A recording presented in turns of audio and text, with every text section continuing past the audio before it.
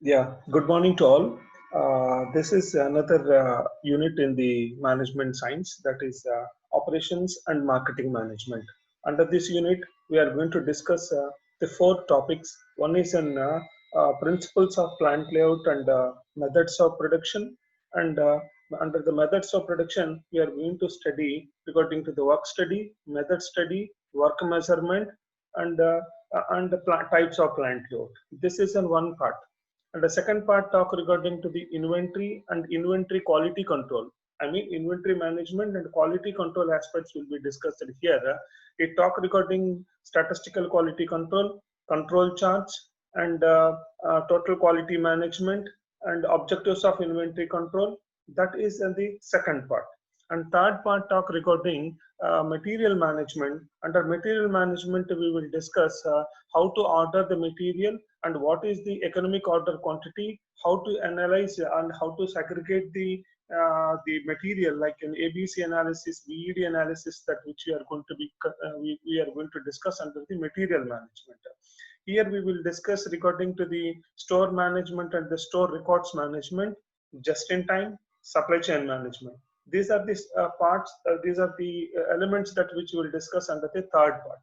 And fourth part talk regarding to the functions of marketing and marketing strategies into the product life cycle. And here we give an orientation regarding to the channel of distribution also. This is overall scenario of unit number 2. So finally we can say that the fourth part that which comes under the second unit. Now we are going to the first element, that is in what are the principles and the types of the plant layout. Here, you know what is a plant. Usually, we know in general language, we know that plant is an area or a space where the production facilities are organized to produce some sort of goods or to give some sort of services. So here, in a grammatical way, the same mean we will understand here.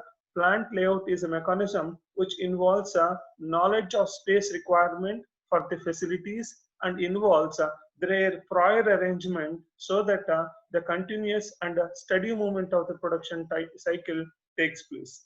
I mean, we here it's clearly defined by the Murray. What is plant layout? According to the Murray, plant layout is an act of planning and optimum arrangement of facility. It is an act of planning. It is a systematically identified what to be there, where to be there, and how it is to be connected. It is this act of planning and optimum arrangement of facilities. I mean to say optimum arrangement of facilities means that we have a space, that space to be utilized in optimum manner, including that includes that facilities includes personnel, operating equipment, storage space, material handling equipment, and all other support to services, along with the design of the bus structure to accommodate all these facilities is called plant layout. It is called the plant layout. But actually, plant layout mostly it will fix it. I mean, for a short period, we don't make a lot of changes into the plant layout.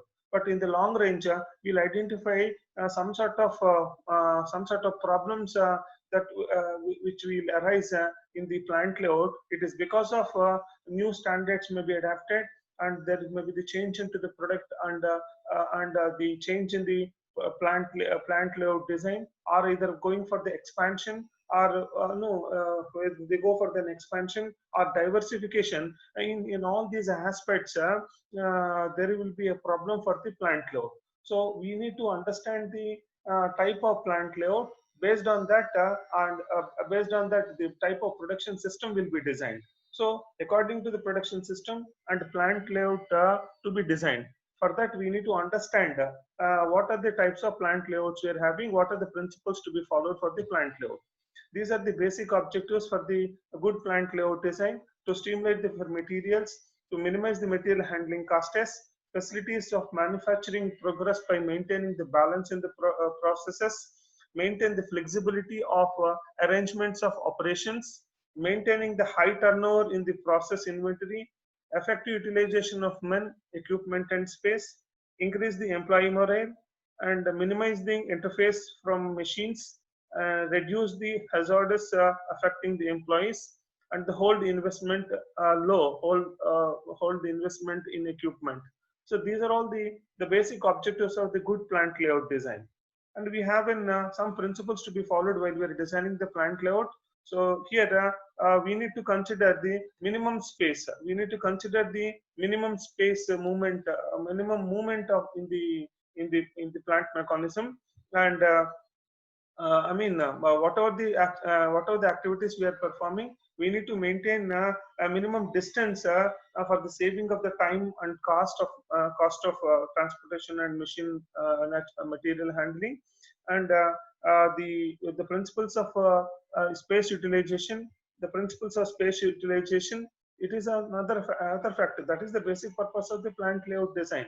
So we need to use the space in both horizontally and vertically in a proper way. Principle of flexibility, it is another principle we need to be followed while we are designing the plant layout. Now it should be adaptable it should be adaptable to change whenever it is required for the expansion or the technological changes that happen. There should be flexibility.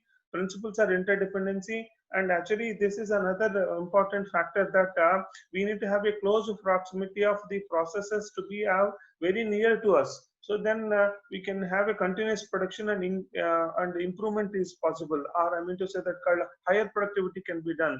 Here another principle is in the principle of overall integration. Yes, all the production units to be integrated properly, so that the final production inventory control can be done, and the final product also will have in a quality, and the supervision also will be reduced. And principle of safety, that all the principles that all the layout, all the we need to maintain that principle of safety. It is because that it is from the hazardous conditions where people are working. We need to have a safety of workers, and we need to provide the comfortness to do their tasks. And the principle of smooth flow, I mean, you know that the plant layout where which is we need to reduce the bottlenecks, and we need to facilitate uninterrupted flow of the work throughout the plant. This is another principle. And while we are designing the plant layout, we need to consider all these things, like principle of economy, all the efforts we are going to be make. We need to think in the investment point of view, and we need to minimize the fixed cost and to produce the maximum quantity of the production. Principle of supervision, this is already we know that a good layout facilitate the good supervision, and that it is required into the organizations to maintain the quality and discipline. And principle of satisfaction, so a good layout should boost the employee morale. Basically employee morality will be improved, that because we have a good design, that we have a good ventilation, good space utilization, tools utilization, and tools availability. So this all leads to the increase the employee morality, and through that we can produce the maximum production. So here we have another entity that called the type of plant layout. We see the type of plant layout, and what are the type of plant layouts that we have. Actually, we know the type of plant layout, it's mostly depends upon to the on the production system. What are the production we want, what are the type of product we are making, what are the type of production system we are going to be following. Based on that, the type of plant layout to be identified and designed. There are three type of plant layouts we are having. One is in product layout, process layout, combination layout, and a fixed layout also. Today we are seeing the fixed layout also. There are the four type of plant layouts. One is in product layout. First, the product layout is in this type of layout, all the machines are arranged in a sequence as required to produce a specified product. So one after one, all the units are fixed in a space or in a production layout design. You can see into the diagram also. Now you have in a continuous flow. There are six units, six processes we are having. Six processes are arranged in a sequential order. So it is also called as a line layout because it is linely integrated to each other. So here the raw materials are fed one time. One can be taken one end, and the end of the product will finish. The product will come in the other end. So once the product is started, materials are inputted. It reaches to the final product. Actually, this is in generally people will use this sort of thing, but the suitability will be differ to the organization to the organization. The advantage for this is that it reduces the material handling cost, and perfect line balancing element will increase the capacity of the production. Not only that, we have a disadvantages also when we're having a line layout. It is in less flexibility will be there, and when we want to adapt a new type of product, it is quite difficult here. Only a single product can be done, and capital investment is also will be high, and for this space also required more. So this is one type of plant layout that's called the product layout. Usually this is suitable for the organizations which will maintain the few standards, and standardized products they used to make, and a large amount of production whose the company would like to produce the large amount of production they can use, and it is possibility we are having the possibility to maintain the balance between the labor and as well as the equipment available in this.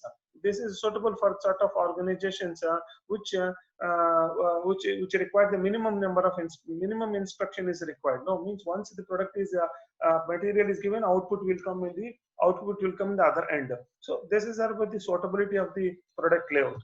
And we have another layout that called the process layout. Process layout point of view, the product or the layout will be designed as the machines are performing similar activities are performed by some machinery. I mean, we will group the processes, and we will arrange in a process way. I mean, we will arrange the layout according to the process way. I mean, process 1, process 2, process 3, process 4. So one process will be done one area, and after that it will move to the other area. We don't have the connectivity of material to the one to another end. One material will be processed in one layout, and after that it will move to the other unit. See here, all the machines performing the similar type of operations are grouped at one location. For example, you can say that it's called all lathe machines will work, and milling machines are grouped, and the shop and they will be clustered like a groups. So we can see that the typical way of presentation here. We have an all lathes are made milling one unit, and the milling machines are made one unit. Assembling will be done another part. So according to the process requirement, we will make as a group of things will be kept as in one process, and one process after another process will continue. So this is in the importance of this is in we have a greater flexibility about work distribution to the machinery and personnel, and because all the processes may not continue at one time. One process is completed, then it move to the other process. Whatever the labor we are having in the other processes can be deployed into the where the work is going on originally. So we can adapt the frequent changes, and lower investment. It is because of general purpose machines. Any product will come under this under any number of products can be made. Number of we can deviate the product, and differentiation can be there into the products.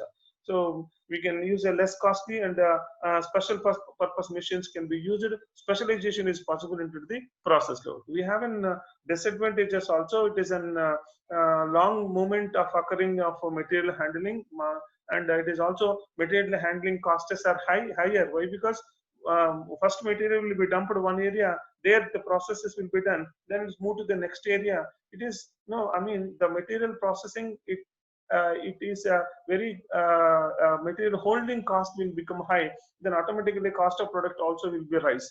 We may not make the continuous production, so that holding cost is also material holding cost is also will become more. This is what production control is. Production process control is also, production planning control is also very difficult, because once completed in one unit, then it moves to the other unit. So whether there is an obstacle into the one unit, then it is impact onto the remaining units. So it is suitable where we're having the different special orders are there. It is difficult to achieve the good labor and equipment balances, and but it is suitable to the where the organizations will make a number of products, and the differentiation is there into the product. Process layout is suitable. Then we have a combination layout. Both product layout and plant layout combinedly will product layout and process layout will combinedly use as in a combination layout. Under this layout, the product under this layout generally, I mean, the entire combinations. I mean, two combinations: product and process, both. Line layout and as well as the process layout can be used here.